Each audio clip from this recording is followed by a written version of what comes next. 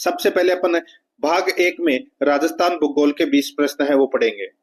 बिल्कुल सिलेबस के अकॉर्डिंग अपन यहाँ पे चल रहे हैं। दोस्तों, आप डिस्क्रिप्शन में जाओगे तो वहां पे आपको टेलीग्राम का लिंक भी मिल जाएगा। टेलीग्राम चैनल का नाम है आराध्या RS अकेडमी, उसका लिंक मिल जाएगा, तो आप टेलीग्राम चैनल से भी जरूर जुड़े और मूमल क्लासेज यूट्यूब चैनल उससे भी जरूर जुड़े, क्योंकि दोस्तों वहां पर करंट अफेयर से संबंधित आपको चीजें है वो देखने को मिलेगी। करंट अफेयर से संबंधित आपके 10 प्रश्न हैं, उनमें से एक भी प्रश्न है वो गलत नहीं होगा अगर आप मूमल क्लासेज यूट्यूब चैनल को सब्सक्राइब कर लेते हैं और वहां की क्लासें देखते हैं तो।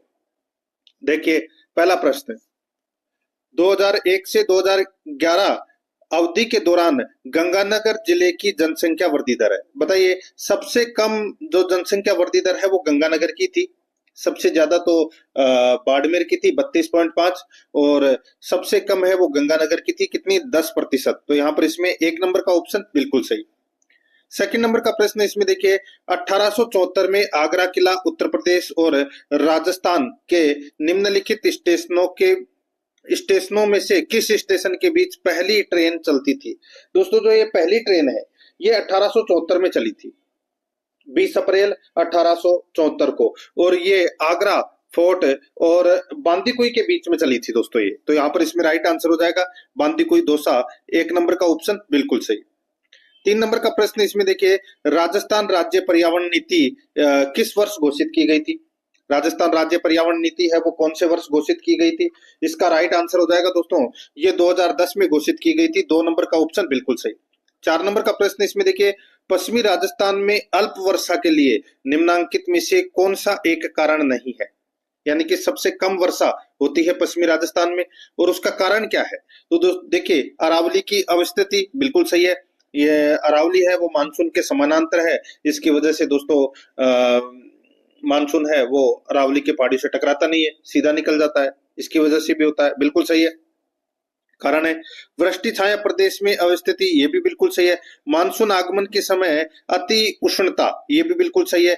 ग्रीष्मकालीन के दौरान उच्च वायु दाब, ये गलत हो जाएगा दोस्तों। यहाँ पर इसमें 4 नंबर का ऑप्शन राइट आंसर हो जाएगा, ये इसका कारण है वो नहीं है, बाकी तीनों कारण है कम वर्षा के। 5 नंबर का प्रश्न है, नवलखा झील किस जिले में स्थित है। नवलखा झील है वो दोस्तों कहां पर है, तो ये बूंदी में है, 1 नंबर का ऑप्शन बिल्कुल सही। देखिए, ज्यादा से ज्यादा आपको सुनने की कोशिश करना है और टेस्ट आपको पूरा देना है, तभी आपको अपना स्कोर है वो पता लगेगा, आपकी तैयारी कितनी है वो भी पता लगेगा आपको। देखिए, भाग 6 के अंदर यानी कि 6ठा नंबर का प्रश्न है, राजस्थान के किस जिले में नक्की झील स्थित है। नक्की झील कहां पर है दोस्तों, माउंट आबू सिरोही में है, यहाँ पर 3 नंबर का ऑप्शन बिल्कुल सही। 7 नंबर का प्रश्न इसमें देखिए, निम्नलिखित कथनों पर विचार कीजिए। 3 कथन दे रखे हैं दोस्तों, यहाँ पर सही कूट का अपने को चयन करना है कि कौन सा कथन है वो इसमें सत्य है। यहाँ पर देखिए, अरावली पर्वत श्रेणियां विश्व की प्राचीनतम है, अरावली पर्वत श्रेणियां विश्व की प्राचीनतम पर्वत श्रेणियां है, बिल्कुल सही बात है दोस्तों। अरावली प्रदेश अधात्विक खनिजों का प्राचीनतम क्षेत्र है, अधात्विक खनिज नहीं, धात्विक खनिजों का प्राचीनतम क्षेत्र है। धात्विक खनिज वो होते हैं जिनमें धातु निकाली जाती है, अधात्विक खनिज में दोस्तों जैसे कि कोयला हो गया, ठीक है, गैस हो गई, ये अरावली से थोड़ी निकलती है दोस्तों। तो यहाँ पर इसमें सेकंड नंबर का क्या हो जाएगा, गलत हो जाएगा। अरावली राजस्थान में एक जल विभाजक का कार्य करती है, तो दोस्तों बिल्कुल सही बात है। तो यहाँ पर इसमें राइट आंसर क्या हो जाएगा, ए और सी कथन है वो इसमें क्या है, सत्य है। तो यहाँ पर इसका राइट आंसर हो जाएगा 3 नंबर का जो ऑप्शन है वो इसका बिल्कुल सही। देखिए, डिस्क्रिप्शन में आपको वो मूमल क्लासेज है उसका मैं आपको लिंक दे दूंगा, तो वहां पर भी जाके दोस्तों जरूर जुड़े। और दोस्तों साथ ही चतुर्थ श्रेणी कर्मचारी भर्ती परीक्षा से संबंधित आपको डिस्क्रिप्शन में अलग अलग दोस्तों लिंक मिल जाएंगे सिलेबस के अकॉर्डिंग, और प्ले लिस्ट में अलग अलग फोल्डर बने हुए हैं चतुर्थ श्रेणी कर्मचारी के नाम से, जैसे कि कंप्यूटर चतुर्थ श्रेणी कर्मचारी, राजस्थान इतिहास एवं कला संस्कृति चतुर्थ श्रेणी कर्मचारी, राजस्थान भूगोल चतुर्थ श्रेणी कर्मचारी, राजस्थान पॉलिटी चतुर्थ श्रेणी कर्मचारी, इस नाम से आपको अलग अलग फोल्डर मिल जाएंगे। तो वहां जाकर दोस्तों ऑब्जेक्टिव क्लास जरूर देखें। देखिए, भाग इसमें 1 पढ़ रहे हैं अपन, और इसमें 8 नंबर का प्रश्न है। इसमें देखिए, राजस्थान के निम्न बेसिनों में से कहां अधिकतम बीहड़ भूमि पाई जाती है। बताइए, बीहड़ भूमि ये तो सभी को पता होगा दोस्तों, चंबल बीहड़ नाम तो सुना ही होगा। राइट आंसर हो जाएगा यहाँ पे 1 नंबर का ऑप्शन बिल्कुल सही, चंबल बीहड़। 9 नंबर का प्रश्न है, काका जी की बावड़ी राजस्थान में कहां स्थित है। बताइए काका जी की बावड़ी राजस्थान में कहाँ स्थित है? तो दोस्तों ये दौसा में स्थित है। कहाँ पर? दौसा में। यहाँ पर 3 नंबर का ऑप्शन बिल्कुल सही। 10 नंबर का प्रश्न है, इंदिरा गांधी फीडर यानी कि राजस्थान फीडर की लंबाई है। बताइए राजस्थान फीडर की लंबाई कितनी है? तो दोस्तों ये 204 किलोमीटर इसकी लंबाई है। 1 नंबर का ऑप्शन बिल्कुल सही। 11 नंबर का प्रश्न है, राजस्थान में अकाल संहिता कब तैयार की गई? राजस्थान में अकाल संहिता कब तैयार की गई? तो दोस्तों ये 30 अप्रैल 1962 को, 30 अप्रैल 1962 को राजस्थान में अकाल संहिता है वो तैयार की गई। यहाँ पर 2 नंबर का जो ऑप्शन है वो इसका बिल्कुल सही उत्तर हो जाएगा। 12 नंबर का प्रश्न इसमें देखिए, तरुण भारत संघ संगठन निम्न में से किस क्षेत्र के लिए कार्य कर रहा है? तरुण भारत संघ संगठन निम्न में से किस क्षेत्र के लिए कार्य कर रहा है? तो यहाँ पर इसका राइट आंसर हो जाएगा वो है जल संरक्षण के लिए। यहाँ पर इसमें 3 नंबर का ऑप्शन बिल्कुल सही, जल संरक्षण के लिए। 13 नंबर का प्रश्न इसमें देखिए, 2001 से 2011 के दशक में सर्वाधिक जनसंख्या वृद्धि दर वाला जिला है। 2001 से 2011 के दशक में सर्वाधिक जनसंख्या वृद्धि दर वाला जिला है तो वो कौन सा है? तो दोस्तों उसका नाम है बाड़मेर। बताया था मैंने आपको शुरू में 32.5 इसकी दशक की वृद्धि दर है। तो यहाँ पर इसमें राइट आंसर हो जाएगा 1 नंबर ऑप्शन सही। 14 नंबर का प्रश्न इसमें देखिए, राजस्थान राज्य की पहली रेल आगरा फोर्ट से कहां तक चली थी? तो दोस्तों बांदीकुई तक। यहाँ पर इसमें 3 नंबर ऑप्शन सही। 15 नंबर का प्रश्न इसमें देखिए, सिद्धमुख नोहर सिंचाई परियोजना को नदियों का अतिरिक्त पानी प्राप्त होता है। बताइए सिद्धमुख नोहर परियोजना को किन नदियों का अतिरिक्त पानी प्राप्त होता है? इसका राइट आंसर हो जाएगा वो है रावी व्यास का, रावी व्यास नदी का अतिरिक्त पानी प्राप्त होता है। 1 नंबर ऑप्शन बिल्कुल सही। 16 नंबर का प्रश्न है इसमें देखिए, सोरसेन घास का मैदान किस जिले में स्थित है? बताइए सोरसेन नाम तो सुना ही होगा, सोरसेन 12। तो यहाँ पर इसका राइट आंसर हो जाएगा 12। 3 नंबर का ऑप्शन बिल्कुल सही। 17 नंबर का प्रश्न है, रेह कल्लर एवं ऊसर किस मृदा के अन्य नाम है? रेह कल्लर एवं ऊसर किस मृदा के अन्य नाम है? तो दोस्तों बताइए कौन सी मृदा के अन्य नाम है? तो यहाँ पर इसका राइट आंसर हो जाएगा ये लवणीय मृदा के दोस्तों अन्य नाम है। 1 नंबर का ऑप्शन बिल्कुल सही, लवणीय मृदा के अन्य नाम है। 18 नंबर का प्रश्न है, चंबल नदी के किनारे स्थित शहर कौन से है? चंबल नदी के किनारे स्थित शहर कौन से है? राइट आंसर हो जाएगा देखिए रावतबाटा है, ग्वालियर है, कोटा है। तो यहाँ पर इसका राइट आंसर हो जाएगा ये सभी। 4 नंबर ऑप्शन बिल्कुल सही। 19 नंबर का प्रश्न इसमें देखिए, सवाईमाधोपुर जिले की सीमा राजस्थान के किस जिले से नहीं लगती है? सवाईमाधोपुर जिले की सीमा राजस्थान के किस जिले से नहीं लगती है? तो यहाँ पर इसका जो राइट आंसर हो जाएगा वो है दोस्तों बताइए तो धौलपुर से। यहाँ पर इसमें 1 नंबर का ऑप्शन बिल्कुल सही उत्तर हो जाएगा, धौलपुर से नहीं लगती दोस्तों सवाईमाधोपुर जिले की सीमा। कोटा से लगती है, दौसा से लगती है, टोंक से लगती है। ठीक है, आगे देखिए 20 नंबर का प्रश्न है, व्रत सीमांत भ्रंश राजस्थान के किस भाग में स्थित है? ये तो सभी को पता होगा दोस्तों, दक्षिणी पूर्वी भाग। कौन से भाग में? दक्षिणी पूर्वी भाग में। यहाँ पर इसमें 2 नंबर का ऑप्शन बिल्कुल सही, हाड़ौती का पठार भी आप बोल सकते हैं। अब देखिए यहाँ पे भाग 2 के अंदर राजस्थान इतिहास एवं कला संस्कृति से संबंधित अपन 20 प्रश्न है वो पढ़ रहे हैं। ठीक है, देखिए 21 नंबर का प्रश्न है, 9वीं शताब्दी में जल संचयन के लिए निर्मित 64 फीट गहरा और 13 मंजिल के साथ भारत का सबसे बड़ा और गहरा स्टेप्ड वेल है। बताइए 9वीं शताब्दी में जल संरक्षण या जल संचयन के लिए निर्मित 64 फीट गहरा और 13 मंजिल के साथ भारत का सबसे बड़ा और गहरा स्टेप्ड वेल है तो वो कौन सा है? तो दोस्तों वो है चांदबावड़ी, आबानेर दौसा में। ठीक है, चांदबावड़ी आबानेरी दौसा में। तो यहाँ पर इसमें राइट आंसर 1 नंबर का ऑप्शन बिल्कुल सही। आगे देखिए 22 नंबर का प्रश्न है, 1857 की क्रांति के दौरान देशी रियासत पॉलिटिकल एजेंट का कौन सा युग में असंगत है? कौन सा युग में असंगत है? अब देखिए आपने 1857 की क्रांति तो पढ़ी होगी और पॉलिटिकल एजेंट आपने पढ़े ही होंगे। देखिए जयपुर का पॉलिटिकल एजेंट कर्नल ईडन था, बिल्कुल सही है। उदयपुर का पॉलिटिकल एजेंट CL सावर्स था, बिल्कुल सही है। जोधपुर का पॉलिटिकल एजेंट मोकमेसन था, बिल्कुल सही है। बीकानेर का जो पॉलिटिकल एजेंट है वो यहाँ पर कैप्टन JD हॉल दे रखा है, गलत हो जाएगा। गलत इसलिए हो जाएगा क्योंकि दोस्तों कैप्टन JD हॉल है ये सिरोही के पॉलिटिकल एजेंट थे। अब यहाँ पर बीकानेर का पॉलिटिकल एजेंट कौन था? तो दोस्तों आपको याद रखना है PC जेराड। दोस्तों PC जेराड, PC जेराड है ये बीकानेर का पॉलिटिकल एजेंट। तो यहाँ पर इसमें 1 नंबर का जो ऑप्शन है वो इसका बिल्कुल सही उत्तर हो जाएगा। 23 नंबर का प्रश्न इसमें देखिए, भीलों में धर्म सुधार के लिए भगत पंथ की स्थापना किसने की? भीलों में धर्म सुधार के लिए भगत पंथ की स्थापना किसने की? राइट आंसर हो जाएगा दोस्तों, ये भगत पंथ की जो स्थापना है वो किसने की थी? तो ये गोविंद गिरी ने की थी। 2 नंबर का ऑप्शन बिल्कुल सही उत्तर हो जाएगा, गोविंद गिरी ने। 24 नंबर का प्रश्न है, विजय सिंह पथिक का मूल नाम क्या था? विजय सिंह पथिक का मूल नाम क्या था? तो दोस्तों ये मूल नाम था भूप सिंह। क्या नाम था? भूप सिंह। ये विजय सिंह पथिक का मूल नाम था। 1 नंबर ऑप्शन सही उत्तर। 25 नंबर का प्रश्न है, इसमें देखिए, सुशीला और भगवती का संबंध किस प्रजामंडल से था? सुशीला और भगवती का संबंध किस प्रजामंडल से था? तो दोस्तों इनका संबंध है वो मेवाड़ प्रजामंडल से था।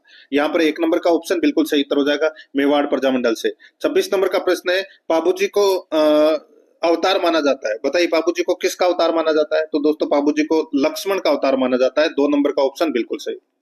आगे देखिए 27 नंबर का प्रश्न है, आरसी निगम द्वारा जनगणना में मातृभाषाओं पर भाषा पुस्तिका में किस भाषा को विस्तृत रूप से प्रसारित पश्चिमी राजस्थान की प्रमुख बोली के रूप में वर्गीकृत किया गया है और देशी वक्ताओं द्वारा भाषण के एक सामान्य रूप में भी लिखा गया है जो संपूर्ण देश में फैले हुए पाए जाते हैं? बताइए, आरसी निगम द्वारा जनगणनाओं में मातृभाषाओं पर भाषा पुस्तिका में किस भाषा को विस्तृत क्षेत्र में प्रसारित है पश्चिमी राजस्थान की प्रमुख बोली? अब देखिए पश्चिमी राजस्थान की प्रमुख बोली का नाम आ गया, तो दोस्तों राइट आंसर क्या हो जाएगा? मारवाड़ी। तो यहाँ पर इसका राइट आंसर हो जाएगा 2 नंबर का ऑप्शन बिल्कुल सही। 28 नंबर का प्रश्न है, कल्याण जी का मेला कहाँ आयोजित होता है? बताइए, नाम तो सुना ही होगा, डिग्गी कल्याण जी। तो यहाँ पर इसका राइट आंसर हो जाएगा डिग्गी में। 4 नंबर का ऑप्शन सही। 29 नंबर का प्रश्न है, टेराकोटा से उन्नत मूर्तियां या देवताओं की मूर्तियां बनाने की मोलेला कला में मिट्टी को मजबूत करने और उसे कड़ा बनाने के लिए उसमें निम्न में से कौन सी सामग्री मिलाई जाती है? टेराकोटा से उन्नत मूर्तियां या देवताओं की मूर्तियां बनाने की मोलेला कला में मिट्टी को मजबूत करने और उसे कड़ा बनाने के लिए कौन सी सामग्री मिलाई जाती है? तो दोस्तों कौन सी? तो उसमें चावल की भूसी और गधे का गोबर है वो मिलाया जाता है उसको टाइट करने के लिए, ठीक है, मिट्टी को मजबूत और कड़ा बनाने के लिए। तो यहाँ पर इसमें राइट आंसर हो जाएगा चावल की भूसी और गधे का गोबर। आगे देखिए 30 नंबर का प्रश्न है, अलाउद्दीन खिलजी ने 1311 ईस्वी में जालोर को जीतकर उसका नया नाम क्या रखा था? बताइए। देखिए अलाउद्दीन खिलजी ने 1305 में भी आक्रमण किया था जालोर के ऊपर, लेकिन जीत नहीं पाया था। तो दोस्तों 1308 के अंदर जालोर पर नहीं, जालोर की दुर्ग की जो कुंजी है सिवाना दुर्ग, वहां पर आक्रमण किया, वो उसको जीत लिया। फिर 1311 में वापस जालोर पर आक्रमण करता है और जीत लेता है और उसका नाम है वो जलालाबाद रख देता है। यहाँ पर 3 नंबर का ऑप्शन बिल्कुल सही, जलालाबाद। 31 नंबर का प्रश्न इसमें देखिए, जयपुर की महारानी गायत्री देवी, जयपुर की महारानी गायत्री देवी किस वर्ष में पहली बार लोकसभा के सदस्य बनी? तो दोस्तों ये 1962 के अंदर 1962 में लोकसभा की सदस्य बनी थी दोस्तों पहली बार। यहाँ पर इसमें 3 नंबर ऑप्शन सही। 32 नंबर का प्रश्न इसमें देखिए, निम्न में से कौन सा एक उपन्यास रांगे राघव द्वारा लिखित नहीं है? निम्न में से कौन सा एक उपन्यास रांगे राघव द्वारा लिखित नहीं है? तो यहाँ पर इसका राइट आंसर क्या हो जाएगा? वो है दोस्तों यहाँ पर है मिट्टी का कलंक। मिट्टी का कलंक ये नहीं है। बाकी मुर्दों का टीला, कब तक पुकारूं, सीधा साधा रास्ता, ये तीनों उपन्यास है वो रांगे राघव के द्वारा लिखित है। तो यहाँ पर इसमें राइट आंसर 4 नंबर ऑप्शन हो जाएगा। 33 नंबर का प्रश्न है, पुरुषों द्वारा पहने जाने वाला आभूषण निम्न में से कौन सा है? बताइए। पुरुषों के द्वारा दोस्तों ये मुर्कियां पहनी जाती है, ये कान का आभूषण है दोस्तों। 2 नंबर ऑप्शन सही। 34 नंबर का प्रश्न है, कौन सा कूट सुमेलित नहीं है? एक तरफ नृत्य है तो दूसरी तरफ जाती है। दोस्तों यहाँ पर देखिए, राई नृत्य है ये भील जनजाति का नृत्य है, बिल्कुल सही है। वालर नृत्य है ये ग्रासीय जनजाति का नृत्य है, बिल्कुल सही है। पनियारी नृत्य डामोर गलत हो जाएगा, ये दोस्तों कालबेलिया जाति का नृत्य है। शंकरिया नृत्य ये भी कालबेलिया जाति का नृत्य है। तो यहाँ पर इसमें राइट आंसर क्या हो जाएगा? 3 नंबर का ऑप्शन बिल्कुल सही, क्योंकि सुमेलित नहीं है, पनियारी नृत्य है वो कालबेलिया जाति का नृत्य है। 35 नंबर का प्रश्न है, हरियाली तीज मनाई जाती है। दोस्तों ये हरियाली तीज है ये कब मनाई जाती है? तो ये श्रावण शुक्ल तृतीया को हरियाली तीज है वो मनाई जाती है। 1 नंबर का ऑप्शन बिल्कुल सही। 36 नंबर का प्रश्न है, दादू दयाल के निधन के पश्चात दादू पंथ का उत्तराधिकारी किसे नियुक्त किया गया था? दादू दयाल के निधन के पश्चात दादू पंथ का उत्तराधिकारी किसे नियुक्त किया गया था? तो दोस्तों दादू पंथ का जो उत्तराधिकारी है वो किसे नियुक्त किया गया था? इसका सही उत्तर हो जाएगा वो है गरीबदास जी को। तो यहाँ पर इसमें 2 नंबर ऑप्शन बिल्कुल सही, गरीबदास जी। 37 नंबर का प्रश्न इसमें देखिए, राजस्थान में जगत नामक गांव में स्थित होने के कारण, राजस्थान में जगत नामक गांव में स्थित होने के कारण मंदिर को जगत मंदिर के नाम से भी जाना जाता है। तो उस मंदिर का नाम बताइए जिसका उल्लेख यहाँ किया गया है। बताइए, तो नाम तो सुना ही होगा दोस्तों, जगत अंबिका मंदिर, जगत अंबिका माता मंदिर, नाम तो सुना ही होगा। राइट आंसर हो जाएगा यहाँ पे 4 नंबर का ऑप्शन बिल्कुल सही। 38 नंबर का प्रश्न है, अजमेर राज्य के प्रथम मुख्यमंत्री कौन थे? तो दोस्तों वो थे हरिभाऊ उपाध्याय। यहाँ पर 1 नंबर का ऑप्शन बिल्कुल सही, हरिभाऊ उपाध्याय। 39 नंबर का प्रश्न है, किस रियासत में गोकुलबाई भट्ट ने प्रजामंडल आंदोलन का नेतृत्व किया? दोस्तों गोकुलबाई भट्ट, नाम तो सुना ही है, सिरोही प्रजामंडल में इन्होंने महत्वपूर्ण भूमिका निभाई थी। तो यहाँ पर इसका राइट आंसर हो जाएगा 4 नंबर का ऑप्शन बिल्कुल सही। ठीक है, आगे देखिए, शेखावाटी में जाट आंदोलन निम्नांकित में से किस वर्ष में हुआ था? शेखावाटी में जाट आंदोलन निम्नांकित में से किस वर्ष में हुआ था? तो दोस्तों ये हुआ था कौन से वर्ष में? तो ये 1925 में हुआ था। यहाँ पर 2 नंबर का ऑप्शन बिल्कुल सही, 1925 में। अब दोस्तों अपन यहाँ पे देखिए, भाग 3 के अंदर भारतीय संविधान से संबंधित 5 प्रश्न है वो पढ़ रहे हैं, बिल्कुल सिलेबस के अकॉर्डिंग अपन चल रहे हैं। 41 नंबर का प्रश्न है, मूल कर्तव्यों की सूची की उपधारा जी किससे संबंधित है? बताइए, मूल कर्तव्यों की सूची की उपधारा जी किससे संबंधित है? तो दोस्तों ये उपधारा जी है, ये प्राकृतिक पर्यावरण की रक्षा और उसका संवर्धन करने से संबंधित है। 1 नंबर का ऑप्शन बिल्कुल सही। 42 नंबर का प्रश्न है, भारत सरकार द्वारा जैव विविधता अधिनियम 2002 पारित किया गया था। यह भारत के संविधान में राज्यों के नीति निर्देशक सिद्धांतों के किस अनुच्छेद के आदर्शों के अनुरूप है? भारत सरकार द्वारा जैव विविधता अधिनियम 2002 पारित किया गया था। यह भारत के संविधान में राज्यों के नीति निर्देशक सिद्धांतों के किस अनुच्छेद के आदर्शों के अनुरूप है? तो यहाँ पर इसका राइट आंसर हो जाएगा, वो है अनुच्छेद 48A। अनुच्छेद 48A, यहाँ पर 2 नंबर का ऑप्शन बिल्कुल सही। आगे देखिए, जनहित याचिका की अवधारणा की उत्पत्ति हुई है। बताइए, कहां से जनहित याचिका की अवधारणा की उत्पत्ति हुई है? तो दोस्तों ये उत्पत्ति हुई है कहां से? तो ये यूएसए से हुई है। यहाँ पर इसमें 2 नंबर का ऑप्शन सही उत्तर। 44 नंबर का प्रश्न है, इसमें देखिए, मौलिक अधिकार से संबंधित निम्नलिखित कथनों पर विचार कीजिए। मौलिक अधिकार से संबंधित यानी कि मूल अधिकार से संबंधित प्रश्न है। देखिए, 2 कथन दे रखे हैं, अपने को कूट भाषा में बताना है कि कौन सा सही है। देखिए, संविधान के अनुच्छेद 17 के अनुसार किसी भी दलित को मंदिर में प्रवेश करने से, पढ़ने से व सार्वजनिक सुविधाओं का इस्तेमाल करने से नहीं रोका जा सकता। बिल्कुल सही बात है दोस्तों। दूसरा देखिए, समानता के सिद्धांत का हनन होने पर दलित अनुच्छेद 15 का सहारा ले सकते हैं। तो दोस्तों ये भी बिल्कुल सही है। तो यहाँ पर दोनों के दोनों कथन है वो दोस्तों क्या है? मौलिक अधिकार से संबंधित सत्य है। 3 नंबर का ऑप्शन राइट आंसर हो जाएगा, ए और बी दोनों सही है इसमें। 45 नंबर का प्रश्न इसमें देखिए, भारत के संविधान के अनुच्छेद 368(2) के उपबंधों के तहत यदि कोई विधेयक भारत की संसद द्वारा पारित होने के पश्चात राजस्थान विधानसभा के पास संकल्प द्वारा अनुसमर्थन के लिए आता है, तो दोबारा देखिए इस प्रश्न को, भारत के संविधान के अनुच्छेद 368, ठीक है, ये 368 है, ये संविधान संशोधन से संबंधित है। ठीक है, भारत के संविधान के अनुच्छेद 368(2) के उपबंधों के तहत यदि कोई विधेयक भारत की संसद द्वारा पारित होने के पश्चात राजस्थान विधानसभा के पास संकल्प द्वारा अनुसमर्थन के लिए आता है, तो विधानसभा संकल्प पारित कर सकती है। विधानसभा संकल्प पारित कर सकती है, बिल्कुल सही है। विधानसभा संकल्प अस्वीकार कर सकती है, ये भी बिल्कुल सही है।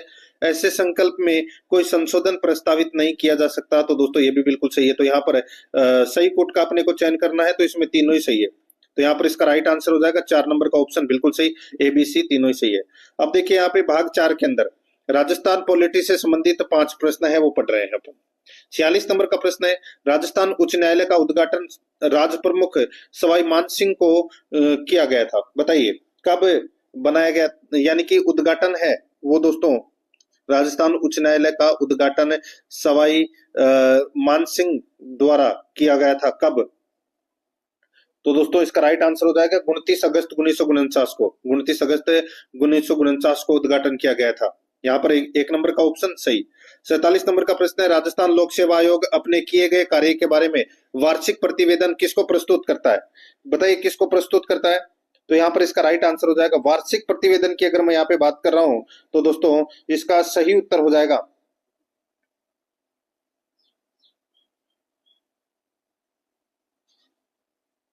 तो दोस्तों देखिए, राज्यपाल को अपना वार्षिक प्रतिवेदन है वो प्रस्तुत करता है। यहाँ पर 1 नंबर का ऑप्शन बिल्कुल सही, क्योंकि राजस्थान लोक सेवा आयोग के सदस्य और अध्यक्ष की नियुक्ति कौन करता है? राज्यपाल ही करता है, तो राज्यपाल को ही करेगा। ठीक है, 1 नंबर ऑप्शन सही उत्तर। 48 नंबर का प्रश्न है, राजस्थान के मुख्यमंत्रियों में निम्नांकित में से कौन भ्रष्टाचार उन्मूलन समिति के सदस्य रहे हैं? बताइए, कौन भ्रष्टाचार उन्मूलन समिति 1962 के सदस्य रहे हैं? तो दोस्तों उनका नाम है टीकाराम पालीवाल। यहाँ पर 1 नंबर का ऑप्शन बिल्कुल सही, टीकाराम पालीवाल। 49 नंबर का प्रश्न है, राजस्थान के निम्नांकित मुख्य सचिवों में से किसने अपने कार्यकाल के दौरान अधिकतम संख्या में मुख्यमंत्रियों के साथ कार्य किया? बताइए, मुख्य सचिव से संबंधित क्वेश्चन है। तो यहाँ पर मुख्य सचिवों में से किसने अपने कार्यकाल के दौरान अधिकतम संख्या में मुख्यमंत्रियों के साथ कार्य किया? तो वो है दोस्तों कौन से मुख्य सचिव है वो, उनका नाम क्या है? तो दोस्तों उनका नाम है VBL माथुर। VBL माथुर, इन्होंने सर्वाधिक मुख्यमंत्रियों के साथ कार्य किया है मुख्य सचिव के रूप में। 4 नंबर ऑप्शन सही।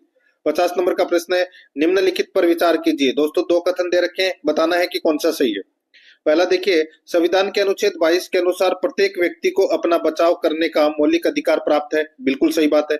बी देखिए, संविधान के अनुच्छेद 39 के अनुसार ऐसे नागरिक जो गरीब हैं या वकील के में असमर्थ हैं, उनको वकील मुहैया कराने की जिम्मेदारी राज्य को दी गई है। तो दोस्तों बिल्कुल सही है।